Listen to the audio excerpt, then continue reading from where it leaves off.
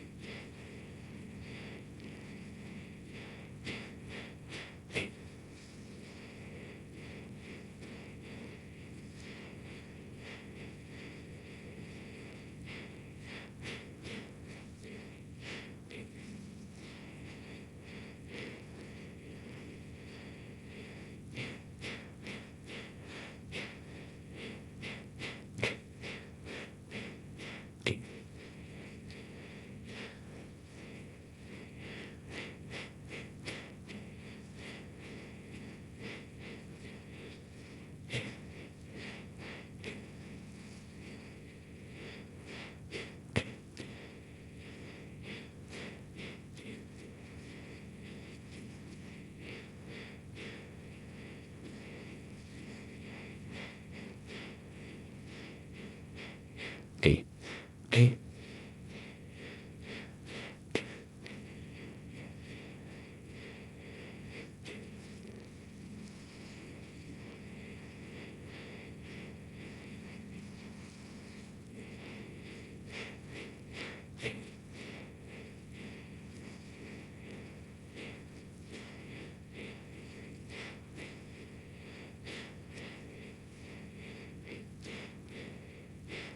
He pawn stuff.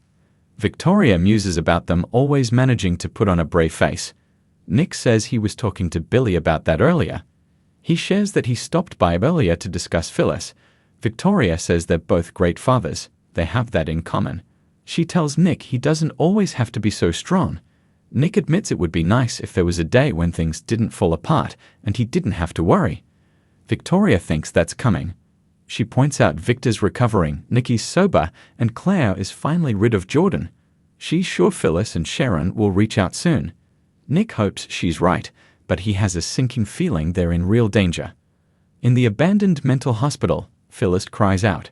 She's in pain and feels like she drank battery acid. Sharon coaxes her to drink the bottle with the sticker. They realize Phyllis' pulse is racing. Sharon's sure that she was poisoned by water.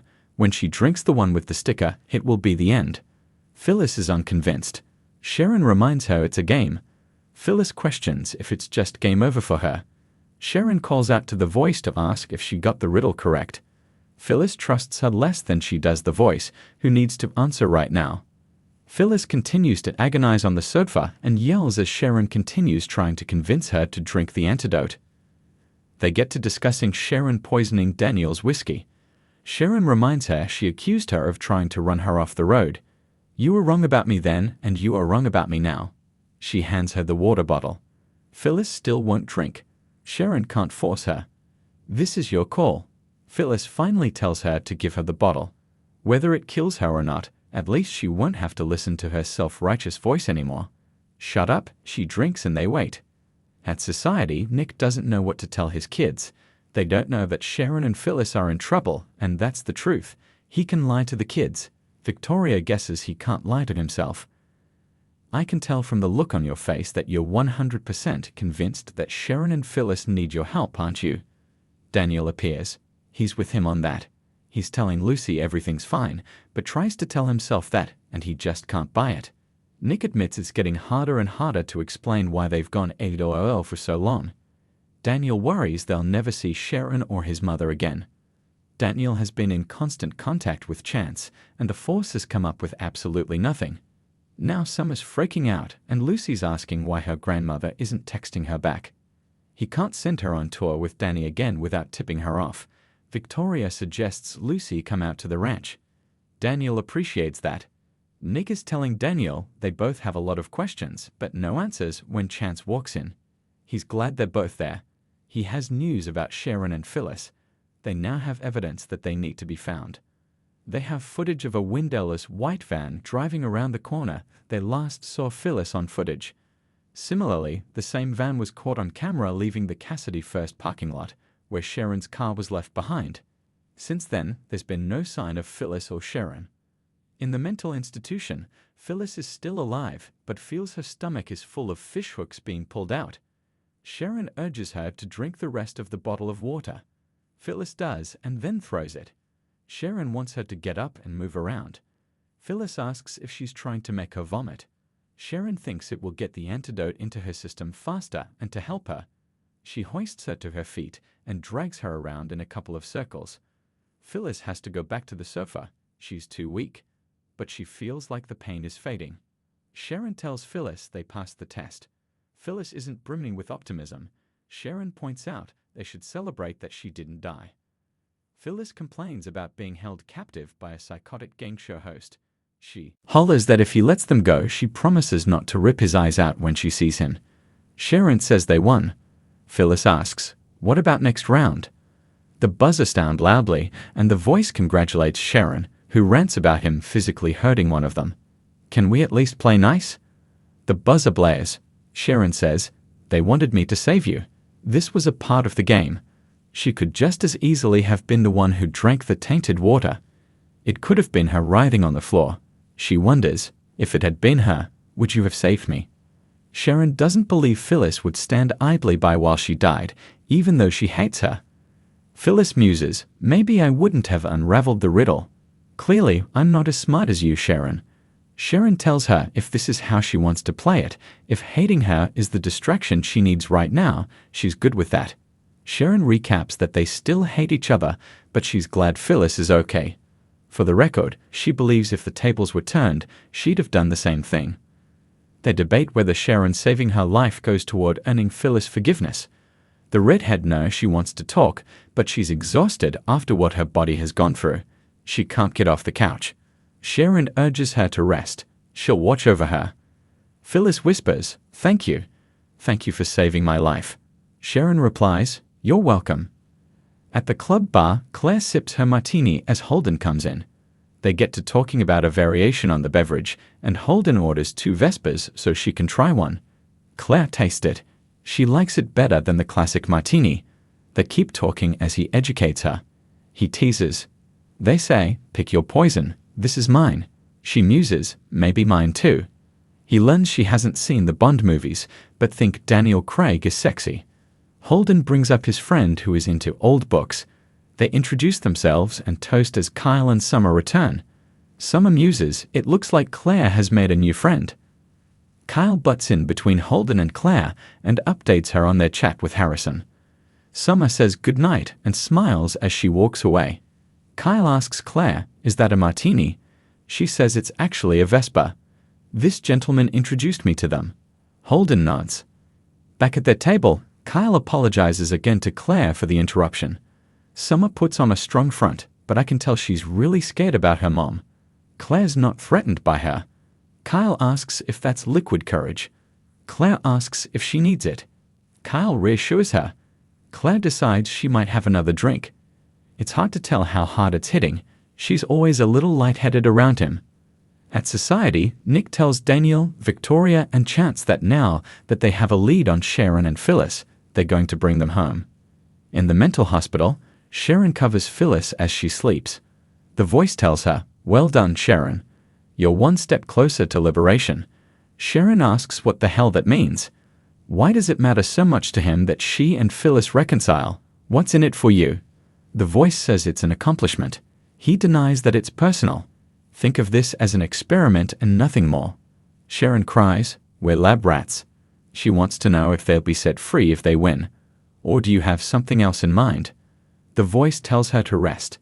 Tomorrow will be a busy day for the two of them. He blares the loud buzzer. Sharon screams in frustration.